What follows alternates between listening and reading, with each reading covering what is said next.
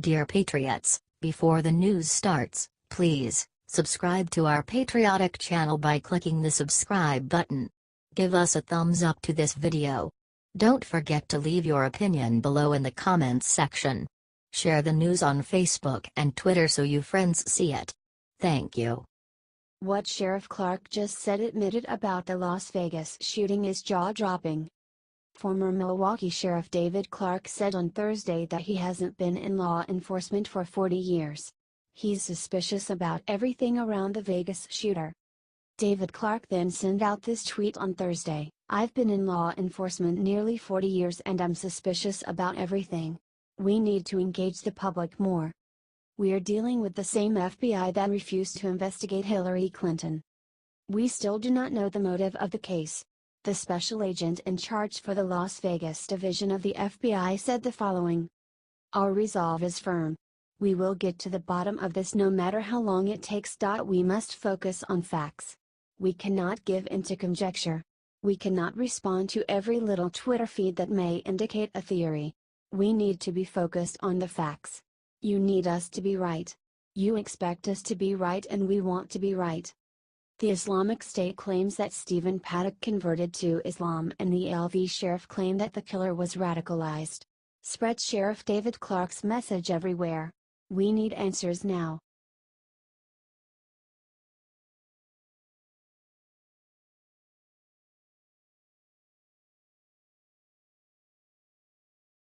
NFL hits rock bottom. Watch this Redskins player insult fans in video shocking the nation.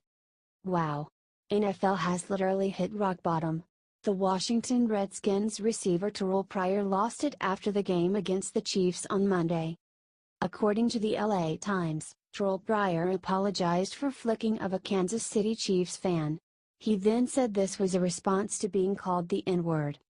Here's what he said: "Being called the N-word several times to the point where an NFL employee had to step to me and stand by me the whole game from the second quarter on is the exact reason why guys are kneeling during anthem." Pryor on Instagram post: "I choose not to kneel because as a team we decided to be the one and stand, but as I walked in tunnel hearing someone call me the N-word and say F you to me. Me flicking the person off is more deserving. I do apologize to my teammates and the organization. But at some point you keep calling us the N-word, we going to start acting up. #StraightLickTat. Get this out there. The NFL needs to start respecting the people of this country. First, it's the disrespect of the flag and now it's insulting fans. It's not right if people called him the N-word, but he should act like a gentleman and ignore that crap. Share this everywhere if you want NFL to clean up its damn act. Thanks."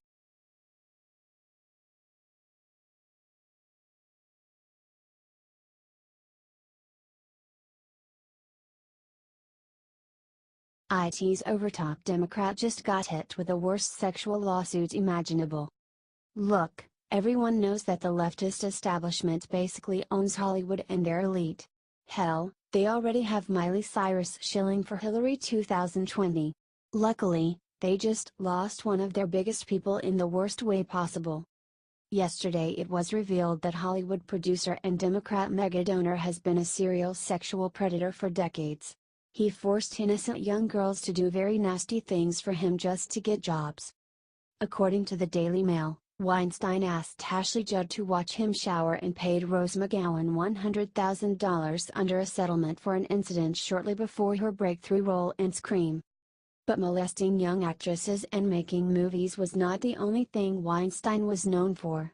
He also was a top donor and party buddy of Hillary Clinton. He gave Malia Obama one of her first internship jobs, and he was one of Obama's favorite guests at the White House. Weinstein even had the nerve to write an apology note where he quoted the new Jay-Z album, claimed things were different in the 80s when it came to forcing office girls to have sex in return for work, and promised to use his time off to take down the NRA and make a movie about Trump.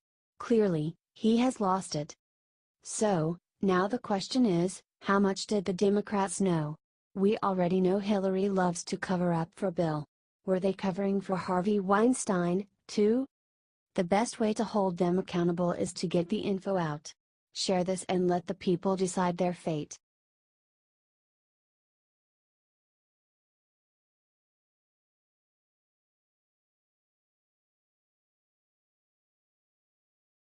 Marco Rubio just said the one thing about West Point commies everyone was too afraid to admit. It's been a while, but it looks like Marco Rubio is still around, and now he is taking down the communists who have infiltrated West Point. Plenty of people saw the pictures of Spencer Rapone, a West Point graduate who took pictures with a sign saying "Communism will win" hidden on his West Point uniform and a Che Guevara shirt hidden underneath. The media tried to pass it off as a misguided kid. Rubio has a different idea. Marco Rubio believes Rapone and all of his other anti-American commie infiltrators need to be immediately declared a national security threat. Members of the military who harbor anti-American views and express their desire to harm our country and its leaders are unfit to serve and defend our nation, Rubio wrote on Facebook. Spencer Rapone held a security clearance, but he advocated violence against political opponents and expressed admiration for Private Manning, a traitor who provided droves of classified information to WikiLeaks. Rapone clearly was and is a national security threat. He makes a great point. Rapone and anyone who sympathizes with communism like him have no business being anywhere near our military. They are dangerous and should be taken seriously. If you want to see Congress act to make sure this level of infiltration does not happen again, share this everywhere and let them know how you feel.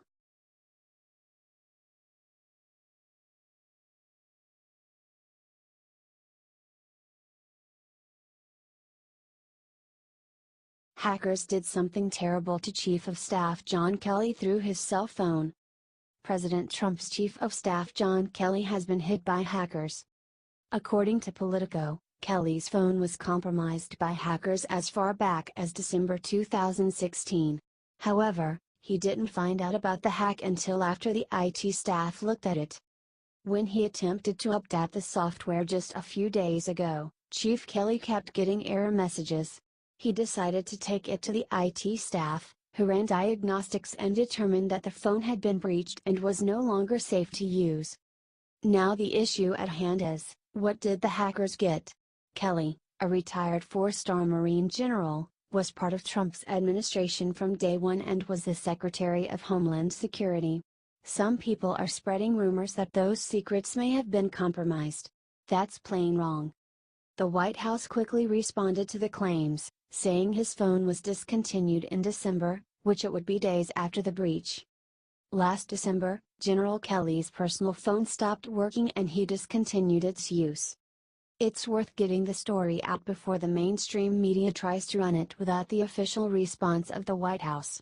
Help out by sharing this and let them know our country has not been infiltrated.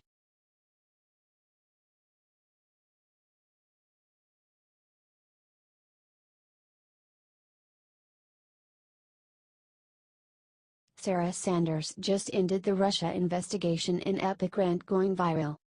Sarah Huckabee Sanders has wit, sass, and panache. And she's not afraid to bring it to work every day. During her press conference on Thursday, she brought the hammer down on the Senate Intelligence Committee, imploring the senators to wrap up their investigation into Trump-Russia collusion in the 2016 election. Here's exactly what she said.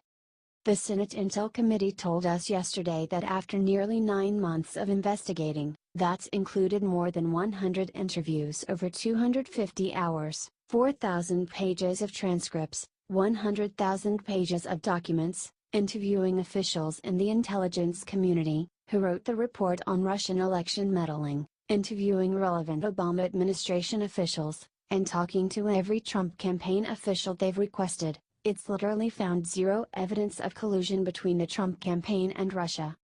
She continued. I think the American people would like them to focus on some other things. That's right. Sarah Sanders told it exactly like it is.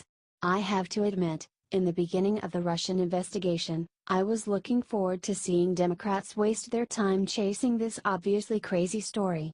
But now it's October and God only knows how much money, resources, and time has been poured into this investigation, which continues to turn up nothing. Naturally, the Senate Intel Committee will keep doing what it wants, probably keep wasting our time and money, and almost certainly continue to come up empty-handed. But Sarah Sanders just showed the world exactly how ridiculous they'll look if they do. Are you with Sarah and President Trump? Do you think this Russia collusion investigation is nonsense? Share it out, patriots. H.T. Washington Examiner.